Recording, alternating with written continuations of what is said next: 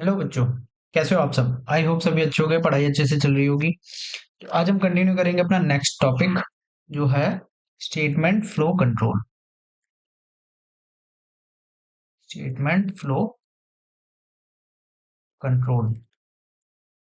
अब ये क्या है स्टेटमेंट फ्लो कंट्रोल? स्टेटमेंट हमें पता है, कोई भी पीस ऑफ कोड हमारा लिखा हुआ है अगर कोडिंग में, तो वो हमारा एक स्टेटमेंट है। Let's say if a is less than 5, print a equals to 5। ये एक कोड है, ये लिखा हुआ हमारा स्टेटमेंट। अब फ्लो ऑफ कंट्रोल क्या है? फ्लो ऑफ कंट्रोल को हम बोल सकते हैं ऑर्डर ऑफ एग्जीक्यूशन, कि किस ऑर्डर में ये कोड एग्जीक्यूट होगा उसको हम बोलेंगे स्टेटमेंट फ्लो कंट्रोल। ठीक है, चलो समझते हैं। सबसे पहला हम समझते हैं कंडीशनल स्टेटमेंट। कंडीशनल स्टेटमेंट क्या होते हैं? कंडीशनल स्टेटमेंट, कंडीशनल स्टेटमेंट क्या है कि कोई गिवन कंडीशन पे, जब गिवन कंडीशन पे, गिवन कंडीशन पर कोई भी स्टेटमेंट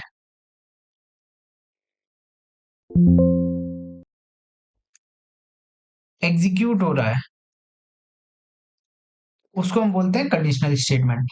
अगर मैं आपके सामने डेफिनेशन लिखूं उसकी, तो स्टेटमेंट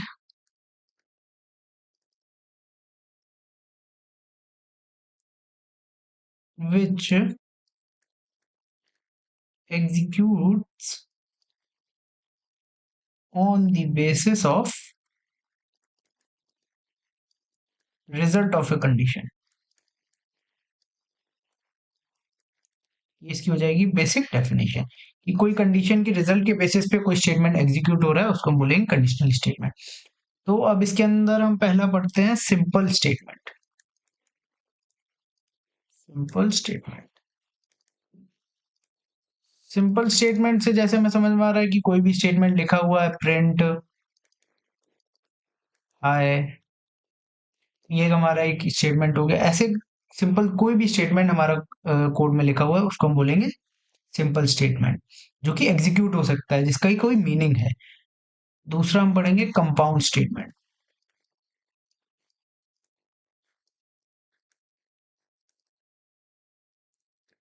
अब कंपाउंड स्टेटमेंट क्या होता है कि multiple single statement, multiple simple statement मिलकर एक कंपाउंड स्टेटमेंट बनाते हैं। एग्जांपल देखते हैं।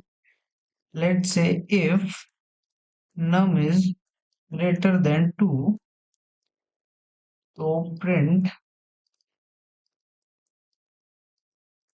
num इज ग्रेटर, ये प्रिंट करना है। एक और लाइन प्रिंट करनी है, बाय। अब ये दो, ये पूरे कोड में तीन स्टेटमेंट हो गए, तो इसको हम बोलेंगे कंपाउंड स्टेटमेंट। जहां पर ये हमारा कोलन आ जाता है, कोलन, कोलन के बाद जो भी स्टेटमेंट होता है वो कंपाउंड स्टेटमेंट होता है। और इसको हम बोलते हैं इंडेंटेशन, और ये हमारा हो जाता है body of the code. Colon के बाद जो भी प्रोग्राम लिखा हुआ है उसको हम बोलते हैं बॉडी ऑफ द कोड। और ये इंडेंटेशन, जब हम कोलन के बाद नेक्स्ट लाइन से लिखते हैं, तो एक टैब, मतलब टैब इक्वल्स टू 4 स्पेसेस का, one tab equals to 4 spaces का जगह छोड़ते हैं। तो ये एक इंडेंटेशन, जो भी कोड इस लाइन एक टैब की स्पेस में आएगा, ये सारा इस कंडीशन का कोड होगा, यानी इस कंडीशन की बॉडी होगी। Now let's move to third type, that is empty statement.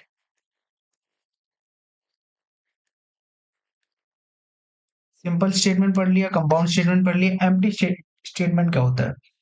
Empty statement कुछ नहीं होता। जैसे कि कुछ बच्चे होते हैं, आते हैं क्लास में, ना पढ़ते हैं ना शरारत करते हैं, कुछ नहीं करते हैं, वो होते हैं एम्प्टी स्टेटमेंट, विच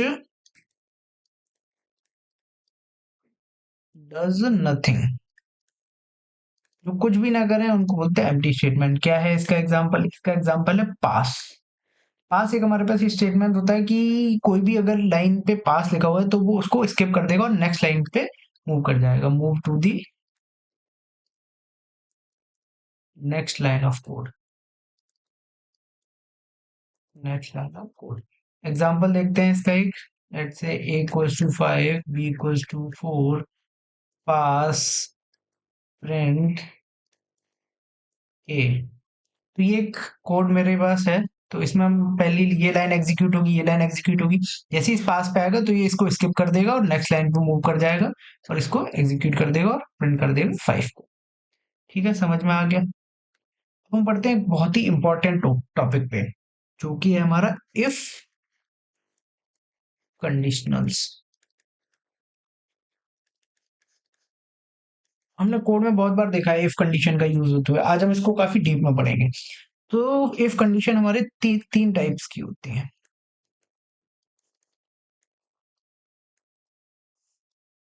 सबसे पहला जो हमारा होगा वो है प्लेन इफ। सेकंड हमारा हो जाएगा if else. And third type हमारा हो जाएगा if, elif and else.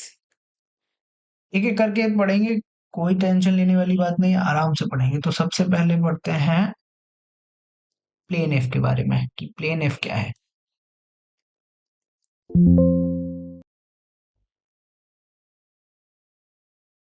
Plane if, सबसे पहले इसका एक डायग्राम समझेंगे, जो फ्लो डायग्राम है, तो इससे काफी चीजें क्लियर हो जाएंगी।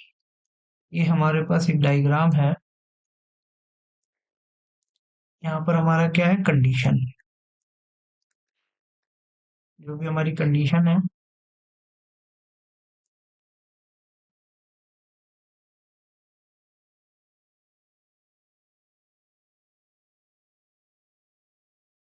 इस डायग्राम को समझते हैं। ये क्या है कि कोई भी कंडीशन है हमारी, अगर कंडीशन ट्रू होगी तो क्या होगा, एग्जीक्यूट होगी बॉडी ऑफ इफ। अगर कंडीशन फॉल्स होगी तो ये एग्जीक्यूट होके बाहर एग्जिट हो जाएगा प्रोग्राम यहाँ से। समझ में आया ये? एक एग्जांपल के साथ समझते हैं। जनरल फॉर्म देख लेते हैं, इसका जनरल फॉर्म क्या होता है। जनरल फॉर्म, जनरल फॉर्म क्या है कि इफ कंडीशन होगी, इसके अंदर एक कंडीशन, कंडीशनल एक्सप्रेशन होंगे, उसके बाद सेमीकोलन होगा और यहाँ पर बॉडी ऑफ कोड होगा, बॉडी ऑफ इफ। एक एग्जांपल देख लेते हैं इसका। इफ, इफ स्टेटमेंट आ गया। अब यहाँ पर हमारी कंडीशन आएगी। लेट्स से किसी के मार्क्स कंपेयर कर रहे हैं हम, तो marks is greater than 60 colon, तुम्हें प्रिंट कराना है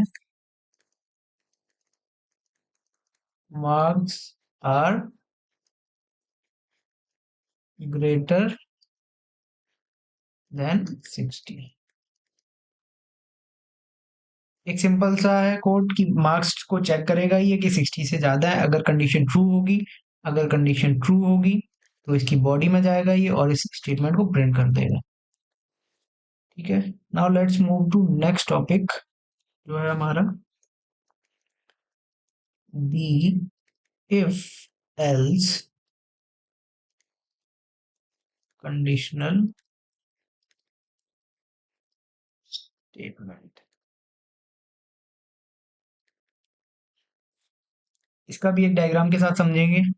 सबसे पहले हमारा यहाँ पर आएगा condition.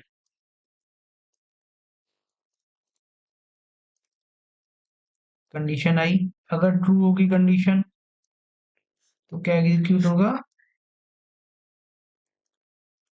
Body of if.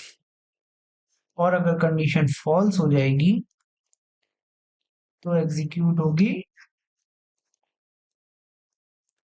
Body of else. के बाद ये नीचे जाएगा और ये एग्जिट हो जाएगा।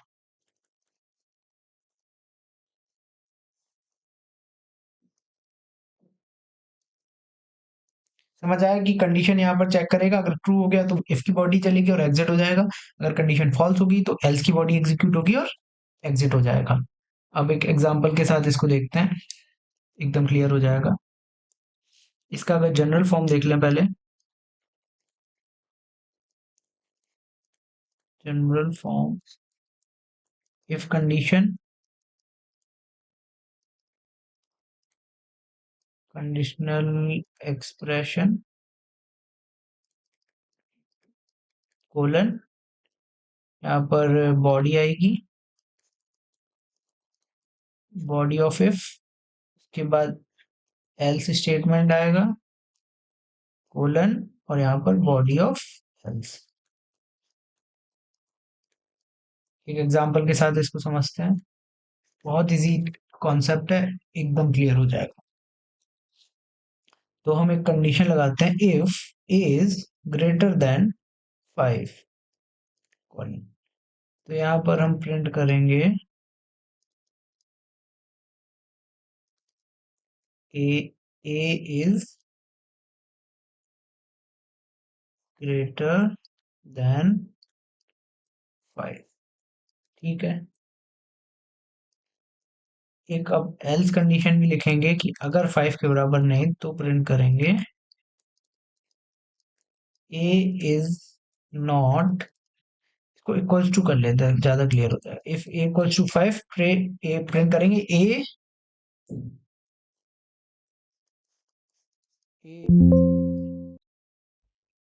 Equals to 5 is not equals to 5, ठीक है। ये एक एग्जांपल है। अब लेट्स से हमारा ए की वैल्यू आती है ए इक्वल्स टू, अगर मैं 4 लेता हूँ, 4 की कंडीशन यहाँ पर आएगी, चेक करेगा if A is equals to, A की value 4, 4 equals to 5, condition false हो जाएगी, रिटर्न करेगा एल्स स्टेटमेंट में और यहाँ पर ये प्रिंट कर देगा। एक और एग्जांपल देखते हैं, क्लियर हो जाएगा थोड़ा। एग्जांपल 2 देख लेते हैं, if let's say marks are greater than 60, तो प्रिंट कर देना है टॉपर, एल्स प्रिंट कर देना है वर्क हार्ड, ठीक है। अब केस समझते हैं इसका, एक पहला केस ये देखते हैं कि मार्क्स की वैल्यू मेरे पास आई 40, केस 2 क्या है, मार्क्स की वैल्यू आई 60, और केस 3 क्या है, मार्क्स की वैल्यू आई 85। तो पहले केस में क्या होगा, मार्क्स की वैल्यू 40, यहाँ पर चेक करेगा 40 इज ग्रेटर देन 60, नहीं, एल्स के पास आएगा, प्रिंट कर देगा वर्क हार्ड, वर्क हार्ड। दूसरे केस में क्या होगा, 60 चेक करेगा, 60 ग्रेटर देन 60, नहीं, एल्स के केस में आएगा, प्रिंट कर देगा वर्क हार्ड। तीसरे केस में क्या होगा, 85, कंडीशन चेक होगी, इफ 85 इज ग्रेटर देन 60, हाँ, प्रिंट के पास जाएगा और टॉपर प्रिंट कर देगा, और टॉपर प्रिंट करने के बाद यहाँ से एग्जिट कर जाएगा प्रोग्राम। आई होप क्लियर होगा। अब तीसरा अपना जो टाइप है वो समझते हैं, दी इफ एलिफ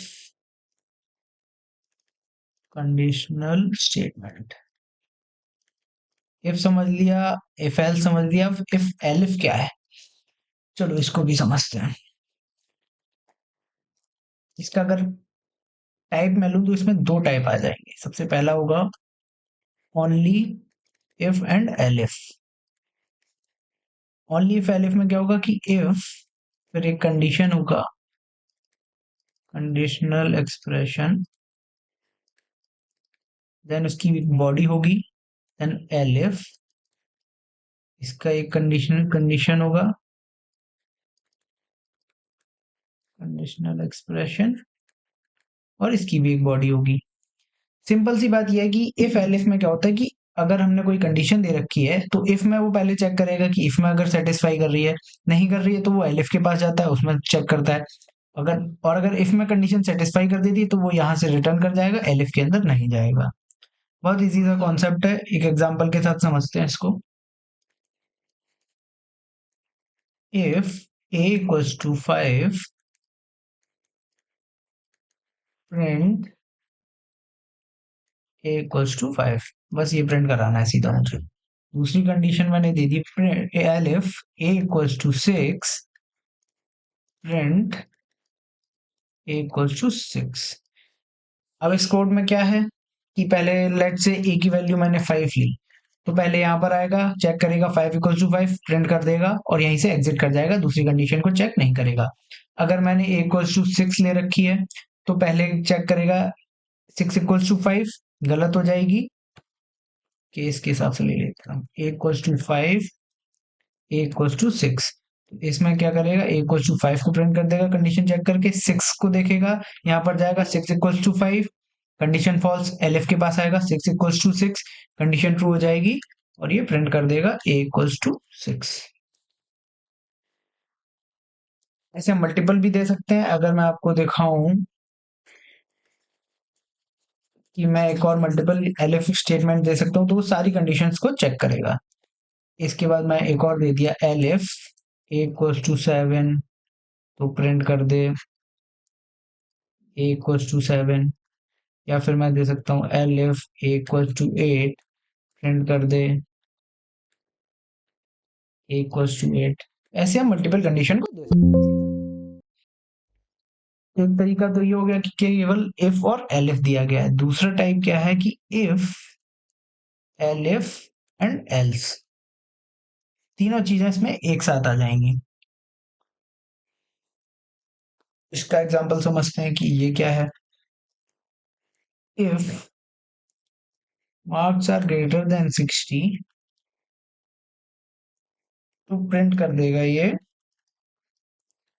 टॉपर। ठीक है, दूसरा एक एलिफ कंडीशन देते हैं, elif marks are let's say greater than 40 and condition लगाएंगे हम पाइथन में, एंड कंडीशन, एंड स्टेटमेंट लिख के लगाते हैं, and marks are less than 60। ठीक है, इसमें हमने एक कंडीशनल एक्सप्रेशन दिया पूरा। अभी तक हम क्या दे रहे थे, केवल एक स्टेटमेंट दे रहे थे, और यहाँ पर हमने पूरा एक एक्सप्रेशन दिया है। इसीलिए जब हम जनरल फॉर्म पढ़ते हैं तो if conditional statement, conditional expression, कोई भी एक एक्सप्रेशन आ सकता है पूरा, तो प्रिंट कर देगा ये एवरेज, और एल्स